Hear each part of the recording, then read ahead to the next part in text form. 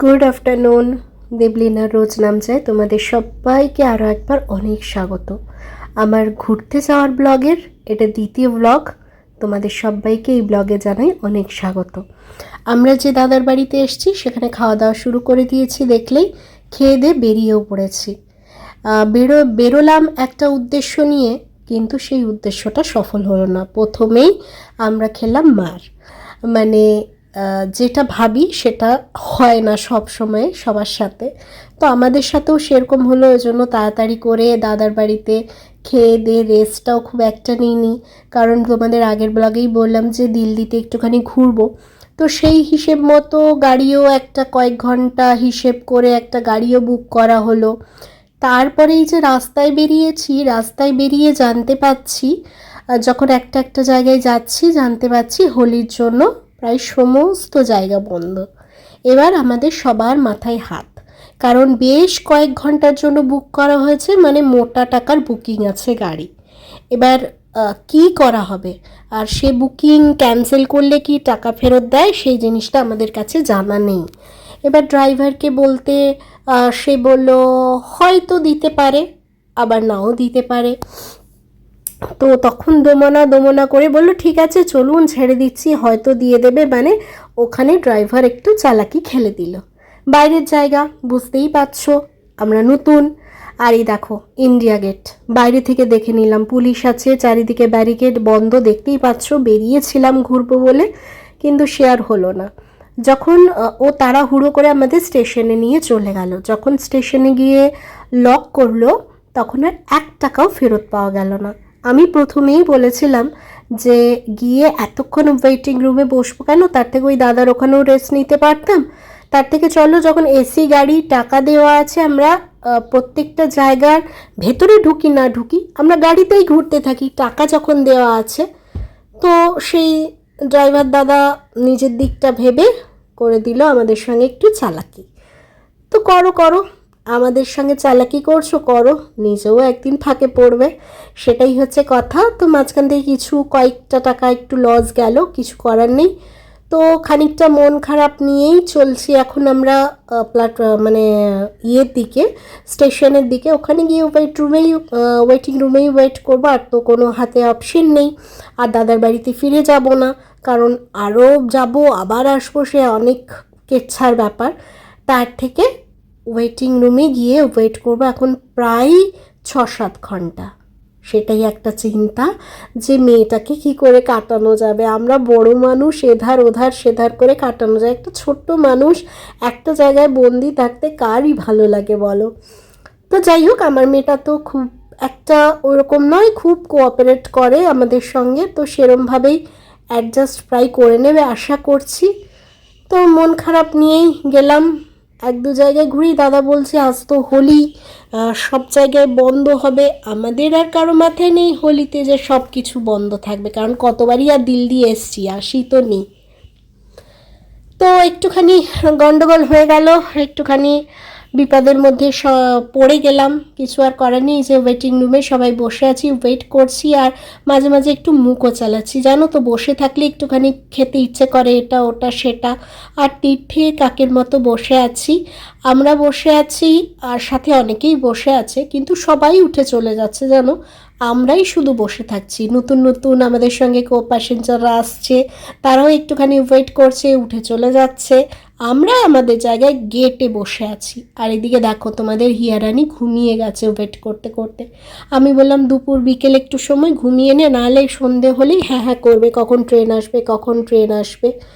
তো সেই হচ্ছে ব্যাপার, কখন ট্রেনের টাইম হবে এই যে ঘড়ি দেখছি আর বসে আছি যে কখন ট্রেনের টাইম হবে, কখন ট্রেন আসবে, আমরা ট্রেনে উঠবো। আর ওই সিটের মধ্যে বসে থাকতে ইচ্ছে করছে না। তাও যাই হোক, পরিষ্কার পরিচ্ছন্ন ওয়াশরুম আছে, সেরকম কোনো অসুবিধা নেই, খাওয়ার স্টলও আছে। তো যা হোক করে মোটামুটি 6-7 ঘন্টা কাটিয়ে ফেললাম, কারণ ভেতরে যে একটা তীব্র শ্রীনগর যাওয়ার ইচ্ছে আছে, তাই এই কষ্টটা সেইভাবে কষ্ট মনে হলো না। কি আর করা যাবে, ওয়েট তো করতে হবে। এইদিকে দেখো মা, দুই মাই বসে আছে, পেছন ঘুরে ঘুরে দেখছে এদিক ওদিক। মা একটু ফোনও দেখে নিচ্ছে এর মাঝখানে।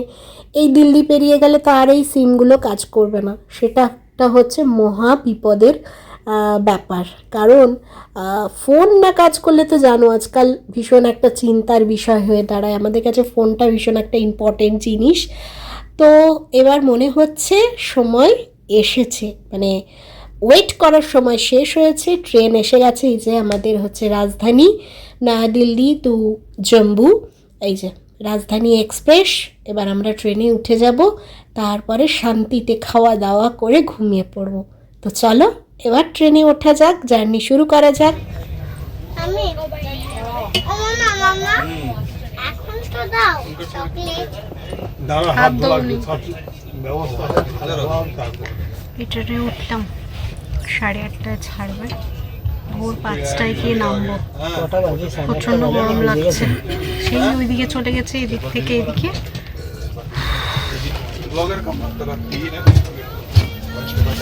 চলো জার্নি শুরু করি, তোমরাও সঙ্গে থাকো, দেখতে থাকো। রাত্রে ঘুমাবো, ভোর 5টায় নেমে যাবো, অসুবিধা হবে না, বলতে যাবে না। তবে মেয়েকে নিয়ে একটু অসুবিধে হয়, তো সেটা আমি অ্যাডজাস্ট করতে হবে। এই ছুটে ছুটি করে দিল্লি রাজধানী এক্সপ্রেসে উঠলাম, এখনো ট্রেনটা ছাড়েনি দিল্লি।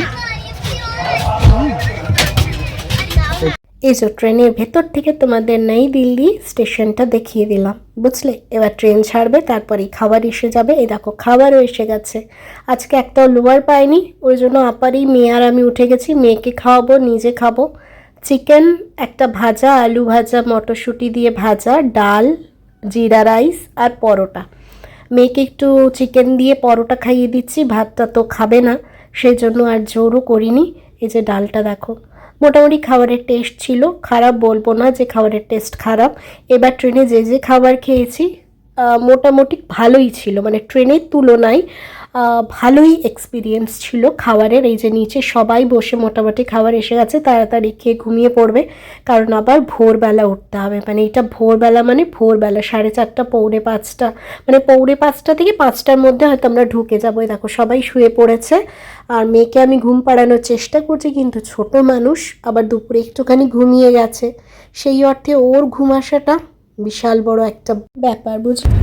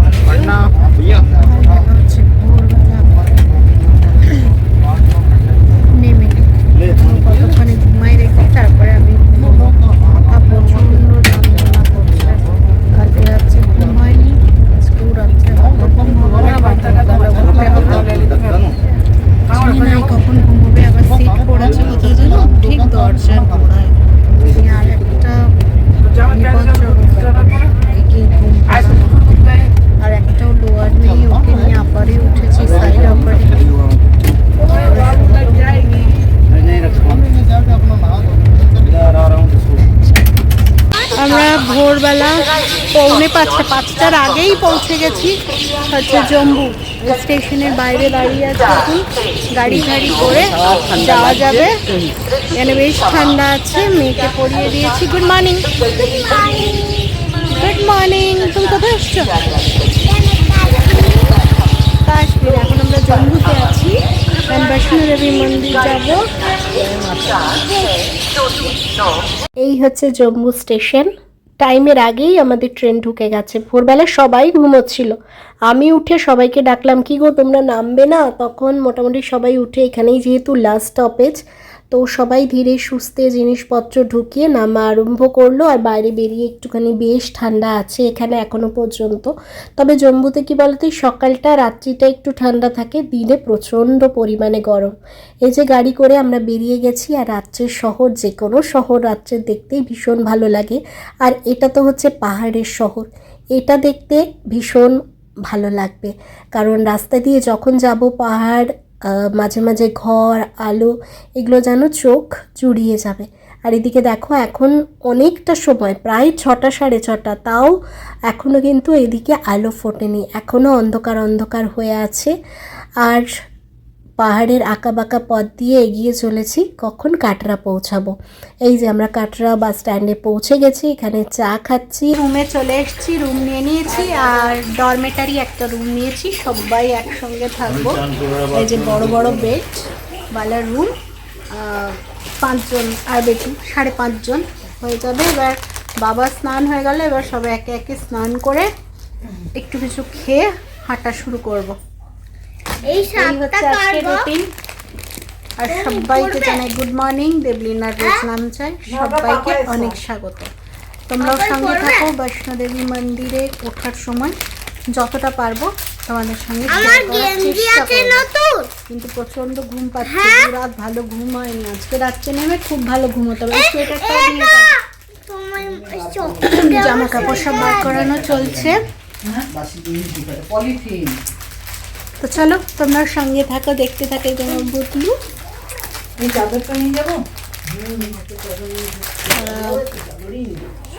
এরপরে স্নান টান করি, রেডি হই, তারপরে আসবো। হ্যাঁ, বাবা পুরো একদম ফিট অ্যান্ড ফাইন, এখনো রেডি নই। বাবা সবসময় ফার্স্ট, সবসময় লাস্ট। চলো পরে আসবো আবার। তো বেরিয়ে পড়েছি রেডি হয়ে, আর বেরিয়ে পড়েছি অটো ধরে যাব, যেখানে টিকিট কাটা হয়, তারপরে ওখান থেকে যাব। জয় মাতা দি বলে শুরু করি জার্নি। চলো।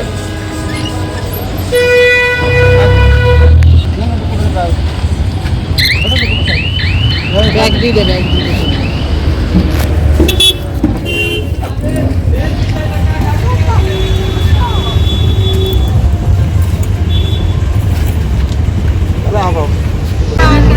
আলু লোড হয়েছে, সব একটা করে আলু বস্তা।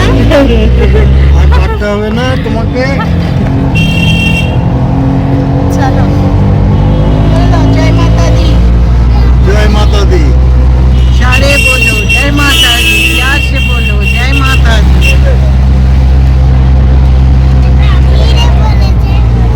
धीरे बोलो जय माता दी, प्रेम से बोलो जय माता दी।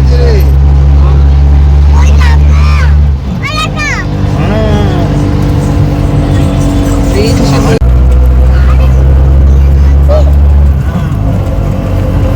ওই মাথায় উঠবো, ওই মাথায়।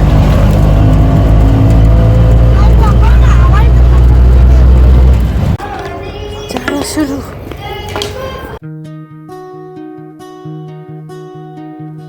तेरा नाम लेकर सुबह बिताऊं, तेरा ध्यान लगाऊं, मन को समझाऊं, सुख दुख में तू साथ हो मेरा, तेरा आसरा है बस जीवन मेरा। हे प्रभु मुझे अपना बना ले,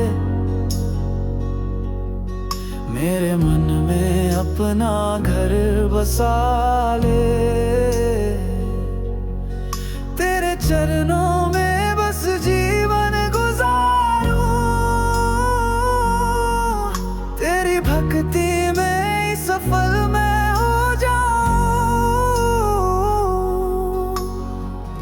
भूल से भी मैं तुझे भूल ना जाऊं, तेरी लीला का रस में पाऊं, तेरा आशीर्वाद है साथ तो क्या है दर्द,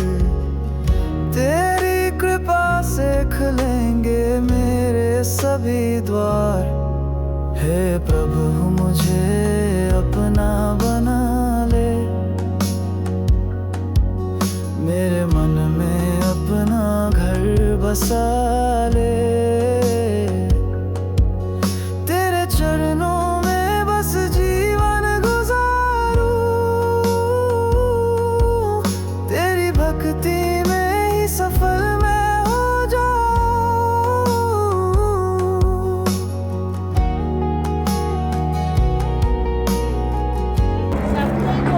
চলো, আমারই কষ্ট হয়ে যাচ্ছে, সবাই তো উঠছে, আমি পাচ্ছি না যেন।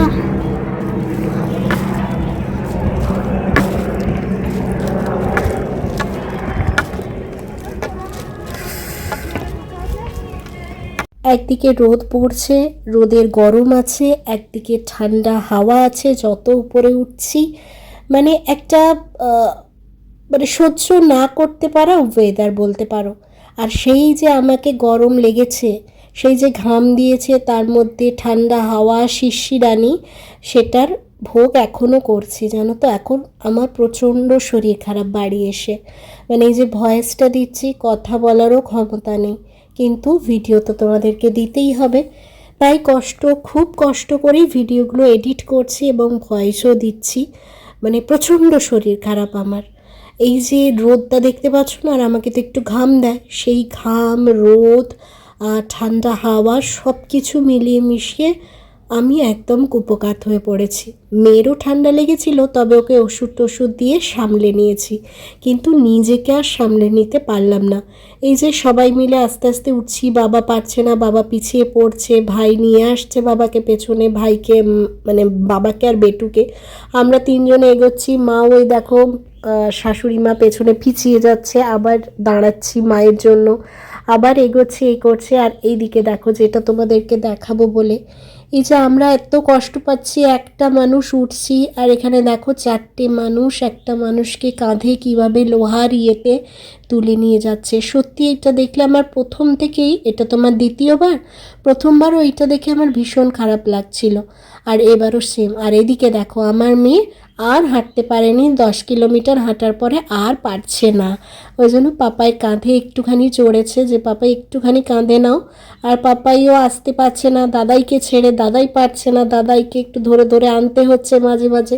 তাও বাবা পুরো রাস্তা হেঁটে উঠেছে, বুঝেছো? মায়ের ডাক এমনই ডাক যে বাবা পুরো রাস্তা হেঁটে উঠেছে। আমার মেয়ে এইটুকু একটা 4.5 বছরের বাচ্চা, সেও 10 কিলোমিটারের ওপরে হেঁটেছে, বাকি ওই একটুখানি ভাই কাঁধে নিচ্ছে, একটুখানি হাঁটছে, এইভাবে চলছে। আর ওপরের দৃশ্য সেটা তো আর বলারই নয়। আর ওই যে সাদা ঘরগুলো দেখতে পাচ্ছ, ওইখানে যেতে হবে, আরও কতটা রাস্তা বাকি বুঝতেই পারছো। আমরা দেখছি আর ভাবছি যে কতক্ষণে মা তুমি তোমার কাছে ডাকবে, আমরা পৌঁছাতে পারবো। আমার তো প্রথমে এতটা শরীর খারাপ হয়ে গেছিলো, মানে প্রথম যখন চড়া শুরু করেছি এতটাই বুকে জ্বালা শুরু হয়ে গেছিলো, আমি তো মনে হচ্ছিল না চড়তে পারবো। আমি মাকে ডাকলাম, মা তুমি কি চাও না আমি তোমার কাছে যাই, তোমার দর্শন করি, যদি চাও তাহলে আমাকে তুমি নিয়ে চলো। তা সেই বলাতে পুরো উঠেছি, নেমেছি, একটু কষ্ট হয়ে গেছে, বাট মায়ের ডাকে ঠিক সাড়া দিয়ে আমি উঠে গেছি। আর এইদিকে দেখো মন্দিরটা কি সুন্দর লাগছে, কালারগুলো যখন চেঞ্জ হচ্ছে দারুণ লাগছে। আমি তোমাদের ফটোগুলো দিয়ে দেবো, দেখবে কালারগুলো চেঞ্জ হলে কি সুন্দর লাগবে। দেখো আস্তে আস্তে গোলাপি হয়ে যাচ্ছে, হলুদ, গোলাপি, নীল, মানে বিভিন্ন কালার হয়ে যাচ্ছে এই পুরো জায়গাটা। আর এবারে মায়ের দর্শনটাও খুব ভালো পেয়েছি জানো তো। আগের বার যখন এসেছিলাম 2008 সালে, তখন অতটা ভালো মায়ের দর্শন পাইনি, মানে তখন আর পুলিশগুলো না শুধুই তাড়িয়ে তাড়িয়ে বের করে দিচ্ছিল। এবারে খুব ভালো দর্শন পেয়েছি, মন প্রাণ ভরে মাকে ডেকেছি, যা মনের কথা মাকে বলেছি। এবার মা শুনবে কি না সেটা মায়ের উপরে ছেড়ে দিয়েছি। আমার যা বলার আমি মন প্রাণ খুলে মাকে বলে দিয়ে এসেছি।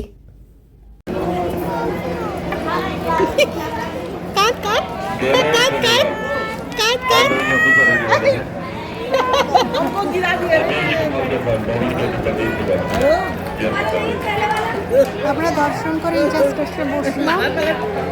এবার ওদের গাড়িতে চাপিয়ে দেবো, ব্যাটারি গাড়িতে। তারপরে আমরা নামা শুরু করবো 4 জন, আমি, দুই মা আর ভাই। বাবা আর বেটিকে ব্যাটারি গাড়িতে চড়িয়েছি। বাবা সিনিয়র সিটিজেন, ওই জন্য পাওয়া গেছে। আমাদের সবার চেষ্টা করেছিলাম বাট পাইনি। বাবা যেহেতু সিনিয়র সিটিজেন, বাবারটা পাওয়া গেছে, আর তার সাথে মেয়ে ফ্রি। আর বেটারও কাঁদছে, আর পাচ্ছে না। পুরো 9-10 কিলোমিটারও হেঁটে এসছে, ওর আর ঘর নেই, ও আর পাচ্ছে না। মুখটা দেখো, কেমন কেমন ঝগড়া করছে দেখো। টোটো তো টিকিট কাটে না, টোটো তো পয়সা দেয়, পয়সা দিয়ে কেমন ঝগড়া করছে, আর পাচ্ছে না। ওর পক্ষে 9:30 বাজতে যায় এখন, আর সম্ভব নয়। আমরা মানে 12 ঘন্টা চড়া, প্রায় 12 ঘন্টা চড়েছি। দিয়ে এখন বসেছি, আবার নামবো। চলো। বাবরে পাজে করতে পারছি না। এবার আমরা তাড়াতাড়ি বাকির সঙ্গে যাবো না। কিছু ছবি দিয়ে আজকের ভিডিওটা শেষ করছি। এই যে আমাদের গ্রুপ ছবি, আমরা সবাই মিলে গেছিলাম। আর এই যে প্রাকৃতিক সৌন্দর্য, যাকে বলে চোখে না দেখলে বিশ্বাস করা যায় না। আর আমরা এতগুলো রাস্তা অতিক্রম করে মায়ের কাছে পৌঁছেছিলাম। আর এই দেখো, গোলাপি, কমলা, নীল, বিভিন্ন রকম মায়ের যেমন রূপ মাঝে মাঝে চেঞ্জ হয়, তেমনি এখানে মন্দিরের কালারও চেঞ্জ দেখতে পারবে। এই সুন্দর ছবির সাথে তোমাদের আজকের ভিডিওটা শেষ করছি। কেমন লাগলো ভিডিওটা অবশ্যই জানিও। তো চলো, আজকের মতো টাটা। সবাই ভালো থেকো, সুস্থ থেকো।